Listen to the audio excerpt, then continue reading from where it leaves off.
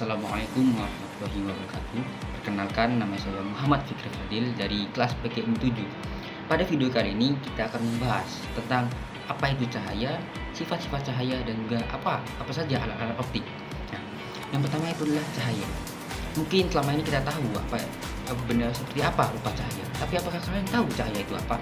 Nah, cahaya itu merupakan sejenis gelombang energi elektromagnetik yang dapat dilihat tetapi tidak dapat kita rasakan. Nah, tapi apakah kalian tahu cahaya itu adalah satu-satunya benda yang paling cepat di alam semesta ini, melebihi bumi itu sendiri? Nah, kalau kalian tahu, kecepatan cahaya itu mencapai 300.000 km per detik. Bayangkan, per detik, bukan per jam.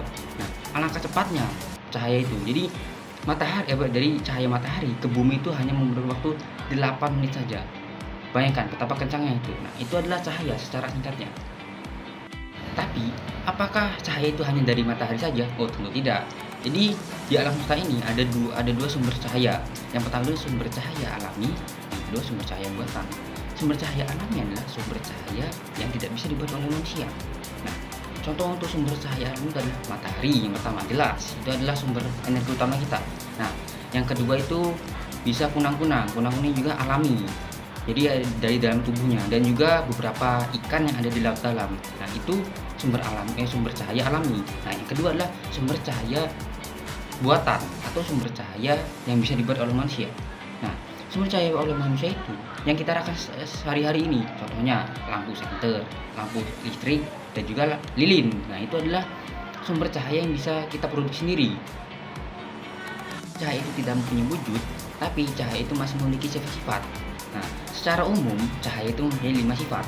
Yang pertama, cahaya itu bisa merambat lurus. Nah, jadi contoh cahaya itu merambat lurus pada saat pagi hari kita membuka jendela, itu. Jadi cahaya itu langsung masuk ke dalam rumah. Itulah contoh dari cahaya merambat lurus. Jadi cahaya itu merambat bahkan lebih cepat daripada bunyi atau suara. Nah, cahaya merambat itu bisa membentuk sebuah bayang-bayang atau bayangan kita. Nah, yang kedua adalah cahaya menembus benda bening. Benda yang menerima cahaya itu terbagi menjadi dua. Yang pertama, benda gelap. Yang kedua, benda bening. Nah, benda gelap itu benda yang tidak bisa ditembus cahaya oleh cahaya. Contoh dari benda gelap itu adalah tembok, buku, kayu, ataupun air susu. Itu benda yang tidak bisa ditembus oleh cahaya matahari. Untuk yang kedua itu adalah benda bening. Benda bening itu benda yang bisa ditembus oleh cahaya matahari. Contohnya air bening. Nah, itu contoh air bening itu adalah itu bisa ditembus oleh matahari. Sifat cahaya yang ketiga adalah cahaya dapat dipantulkan. Pemantulan terjadi oleh cahaya itu ada dua, adalah pemantulan baur dan pemantulan teratur. Untuk pemantulan baur itu adalah, jadi saat kita pantulkan cahaya itu dia akan kemana-mana, jadi tidak beraturan, tidaknya itu pada benda yang tidak rata. Dan untuk kedua itu pemantulan teratur. Jadi pada saat kita arahkan cahaya tersebut ke tempat yang ingin kita pantulkan, itu akan satu arah, jadi tidak akan kemana-mana. Contoh pantulan teratur itu seperti kita cermin itu kan pantulan teratur. Jadi saat kita arahkan cahaya kepada cermin, itu akan membalik lagi secara teratur, tidak kemana-mana, kan satu arah. Sifat keempat, cahaya itu dapat dibiaskan. Maksud dari biaskan ini adalah contohnya kita memasukkan sebuah pensil ke dalam gelas yang ada airnya. Jika kita melihat bahwa pensil itu seperti patah, tetapi tidak, itu sebenarnya bukan patah, tetapi adalah sebuah pembiasan yang dilakukan oleh cahaya. Untuk sifat cahaya yang kelima itu adalah cahaya itu dapat diuraikan atau didispersi. Nah, maksudnya contohnya itu pelangi itu adalah salah satu contoh cahaya itu bisa diuraikan.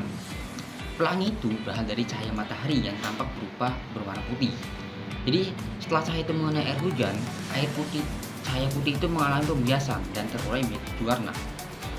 Cahaya mata itu adalah sebenarnya itu merupakan perpaduan dari berbagai macam warna yang disebut spektrum.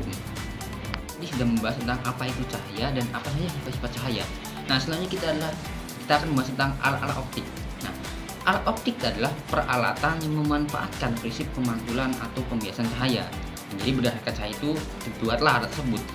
Alat optik digunakan manusia untuk mempermudah kita dalam kehidupan sehari-hari. Nah, itu ada cukup banyak alat-alat optik. Yang pertama adalah mata. Mata itu merupakan satu-satunya alat optik alami yang paling canggih yang dimiliki manusia. Mata berfungsi untuk melihat suatu objek, mentransmisikan cahaya melalui lensa mata, kemudian ditangkap oleh retina dan diterima oleh otak untuk diolah menjadi sebuah gambar yang kita bisa lihat. Mata itu tidak bisa dibuat oleh siapapun. Jadi mata adalah sebuah anugerah Tuhan yang sangat besar yang patut kita syukuri. Itu adalah alat optik yang pertama. Itu alat optik yang kedua itu adalah kamera. Nah, kamera itu kita bisa gunakan untuk menangkap gambar. Jadi selain kita mata itu kita bisa menangkap gambar melalui kamera. Kamera, bagian utama kamera adalah sebuah kotak hitam kedap cahaya yang pada salah satu sisinya terdapat film yang sensitif sehingga cahaya dan pada sisi depannya terdapat lubang kecil yang disebut diafragma. Itu adalah contoh alat optik yang kedua. Untuk alat optik yang ketiga itu adalah loop. Nah, apakah kalian tahu apa itu loop? Loop itu secara gampangnya adalah kaca pembesar. Bahasa kita sehari ini kaca pembesar. Nah, sebuah lensa loop itu berbentuk cembung yang berfungsi untuk memperbesar ukuran bayangan suatu objek kecil agar tampak lebih jelas. Nah, jadi itu fungsi loop itu untuk memperbesar sebuah objek yang kecil, kita gunakan untuk memperbesar objek tersebut. Nah, untuk objek yang kita gunakan menggunakan loop tadi itu bisa membesar hingga 2 kali lipat. Jadi misalnya benda itu kecil, kita menggunakan loop itu akan 2 kali lipat lebih besar dari ukuran aslinya. Untuk alat optik yang keempat itu adalah mikroskop. Sebenarnya antara loop dengan mikroskop itu cara kerjanya itu hampir sama. Tetapi yang membedakan adalah jika loop itu hanya bisa membesar hingga 2 kali lipat, tapi beda dengan mikroskop. Mikroskop itu bisa memperbejar hingga 40 sampai 200.000 kali dari ukuran sebenarnya. Itulah kenapa mikroskop itu digunakan seperti membesar bakteri, kuman ataupun atom itu segala macam digunakan mikroskop karena bisa memperbejar hingga 40 sampai 200.000 kali. Bayangkan betapa kecilnya benda tersebut kita menggunakan mikroskop itu bisa menjadi sangat besar. Yang kelima itu adalah kacamata. Kacamata itu digunakan untuk menormalkan atau mempertajam sebuah objek penglihatan. Nah, biasanya itu kacamata itu digunakan untuk orang-orang yang mengalami masalah seperti rabun jauh, rabun dekat maupun silinder. Nah, jadi penggunaan kacamata bertujuan untuk mengatur bayangan agar jauh tepat di retina dengan cara menjatuhkan titik jatuh bayangan pada penelitian rabun jauh ataupun dekat agar bayangan tersebut dapat terlihat lebih jelas. Jadi kacamata ini digunakan untuk orang-orang seperti minus ataupun rabun jauh dan sebagainya. Alat optik yang keenam itu adalah teropong. Teropong itu adalah sebuah benda tabung panjang yang terdiri dari 2 lensa cembung. Yang pertama lensa okuler, yang kedua adalah lensa objektif. Nah, teropong ini berfungsi untuk melihat dan mengamati benda-benda yang sangat jauh. Nah, biasanya itu untuk mengamati bintang-bintang atau benda-benda di langit. Ya, jadi dia fungsinya itu jika benda itu sangat jauh, kita menggunakan teropong itu akan terlihat cukup dekat. Nah, untuk alat optik yang ketujuh itu adalah periskop. Nah, periskop merupakan alat optik yang berfungsi untuk mengamati suatu objek dari posisi tertentu. Pada umumnya itu terdiri atas 2 lensa cembung dan 2 lensa prisma. Nah, biasanya periskop ini digunakan pada kapal selam untuk melihat keadaan di atas permukaan laut, di atas permukaan air. Biasanya kan kapal selam kan menyelam ke bawah. Nah, jadi untuk melihat kondisi di atas permukaan air kita menggunakan periskop untuk melihat kondisi di atas. Optik yang ke-8 atau yang terakhir adalah overhead projector atau biasa yang kita sebut adalah proyektor. Nah, jadi fungsi proyektor itu untuk memproyeksikan sebuah media transparan ke sebuah layar untuk menghasilkan sebuah gambar yang lebih besar.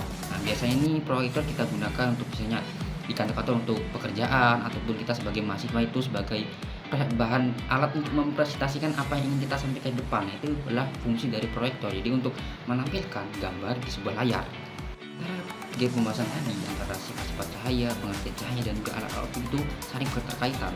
Jadi tidak bisa dipisahkan. Jadi alat-alat optik untuk memudahkan kita dalam kehidupan sehari-hari, tapi dia itu masih menggunakan sifat-sifat dari cahaya, menjelaskan, membuat benda bening ataupun yang lainnya. Mungkin itu sekian penjelasan dari saya. Mungkin kita bisa berjumpa lagi di video selanjutnya. See you in the next video. Bye.